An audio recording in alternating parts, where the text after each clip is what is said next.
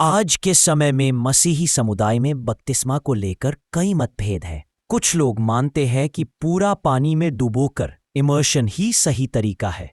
कुछ कहते हैं कि पानी छिड़कना स्प्रिंकलिंग भी सही है, और कई लोग शिशु बपतिस्मा इन्फेंट बैप्टिज्म को भी मानते हैं। बात पानी की मात्रा की नहीं है, बात है उस अधिकार और नाम की जिसके नाम में बपतिस्मा लिया जा रहा है, और वो है पिता, पुत्र और पवित्र आत्मा का नाम। यीशु ने स्वयं यह आज्ञा दी थी, इसलिए तुम जाकर सब जातियों को चेला बनाओ और उन्हें पिता और पुत्र और पवित्र आत्मा के नाम से बपतिस्मा दो। मत्ती 28:19। यही नाम और यही आत्मिक अधिकार बपतिस्मा को अर्थपूर्ण और सिद्ध करता है। पानी तो केवल एक बाहरी चिन्ह है, लेकिन सच्चा बपतिस्मा आत्मा से होता है, हमारे हृदय के परिवर्तन का चिन्ह। 1. पूरा डुबोकर बपतिस्मा। नए नियम में यही तरीका सबसे ज्यादा देखा गया है।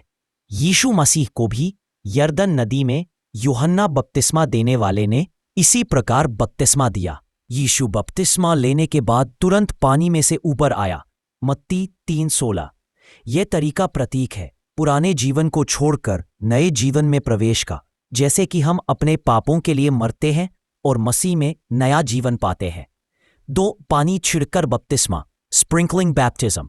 कुछ लोग, विशेषकर बुजुर्ग, बीमार या विशेष परिस्थिति में पानी छिड़कने के द्वारा बपतिस्मा लेते हैं, जबकि यह बाइबल में उतना प्रमुख नहीं दिखता। इसका मकसद वही आत्मिक सत्य है, पवित्र आत्मा से नया जन्म। पुराने नियम में भी कई बार पानी छिड़कना शुद्धिकरण का प्रतीक था। और मैं तुम पर शुद्ध जल छिड़कूंगा जिससे तुम सब अशुद्धताओं से शुद्ध हो जाओगे। यहेजकेल 36:25। 2. शिशु बपतिस्मा। कई मसीही परंपराएं शिशु बपतिस्मा को मानती है।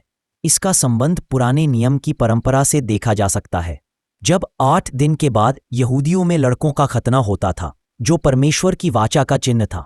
8वें दिन तुम्हारे हर लड़के का खतना किया जाए। उत्पत्ति 17:12। नए नियम में खतना की जगह बपतिस्मा आता है। अब यह शारीरिक नहीं बल्कि हृदय का खतना यानी आत्मिक बपतिस्मा है। तुम मसीह के साथ बपतिस्मा में गाड़े गए और उसके साथ जी उठाए गए।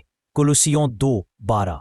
शिशु बपतिस्मा इसलिए महत्वपूर्ण माना जाता है क्योंकि माता पिता विश्वास की शिक्षा देने का संकल्प करते हैं और बच्चे को मसीही जीवन की ओर बढ़ने के लिए समर्पित करते हैं।